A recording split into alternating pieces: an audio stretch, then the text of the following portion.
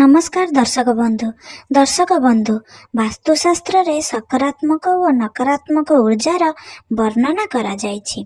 तेणु सेही सबु वास्तुशास्त्र विषय रे जानी ताहार संतुलन घरे बनाई रखिबा बहुत जरूरी अटे। नचेत वास्तुशास्त्र नियमर पालन न करिबा द्वारा एहार भयंकर परिणाम घर उपरे प्रभाव पकाई थाए, जहा द्वारा घरे प्रतिदिन किछि ना किछि नुआ समस्या सृष्टि होई थाए।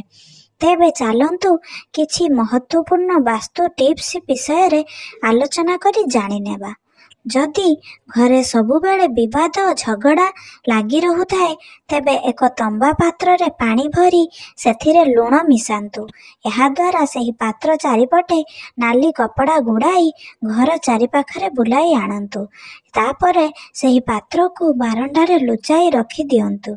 एपरि करी ताहाकु नेई नदी जलरे भसाई दियंतु। एही उपाय को शनिवार व मंगलवार सप्ताह को 2 थर करिबा द्वारा घर खराब शक्ति सब चली जाय थाए। यहाँ परे आपणक परिवार रे पुणी थरे शांतिर माहौल चली आसीबो। जदि आपणक निद न आसु थाए, राति सारा अनिद्रा रही चिंतारे रहुथांती, तेबे पानी रे सामान्य लुण मिसाई सेथिरे निजर हाथ गोड़ धुअंतु। एहा परे आपण कोनोसी प्रकार चिंतारे न रही शांति निद्रा करि परिबे। जदि आपण धार करजरु मुक्ति पाइबा को चाहुछंती, कोनोसी एक रविवार को घर को लुण पानी रे पोछा लगाइबा उचित। तेबे एभली करिबा द्वारा घरर धार करज सबु शीघ्र सुझी जिवो। आपणक घर को धीरे धीरे धन आगमन हेबाकु मध्य लागिबो। जदि घरर छोट पिला को बारंबार खराब नजर लागु थाए, तेबे तार स्नान पानी रे चुटकी लुण पकाई पिलार स्नान करंतु। ता उपरे रहिथिबा सबु कुदृष्टि दूर होई जिवो।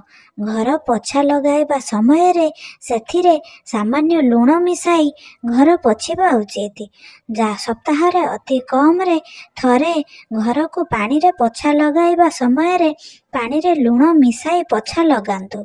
एपरि करिबा द्वारा घर उपरे थिबा नकारात्मक प्रभाव नष्ट होई जाय थाए। मासे एही उपाय करिबा द्वारा एहार भल प्रभाव धीरे धीरे आपण देखिबा को पाइबे। जदि आपनकु वीडियोटी भल लागिछि तेबे वीडियोटी को लाइक करंतु, कमेंट करंतु एवं सांगमानंक सहित शेयर करंतु। एमिति नुआ नुआ वीडियो देखिबा पई चैनल टी को सब्सक्राइब करंतु। धन्यवाद।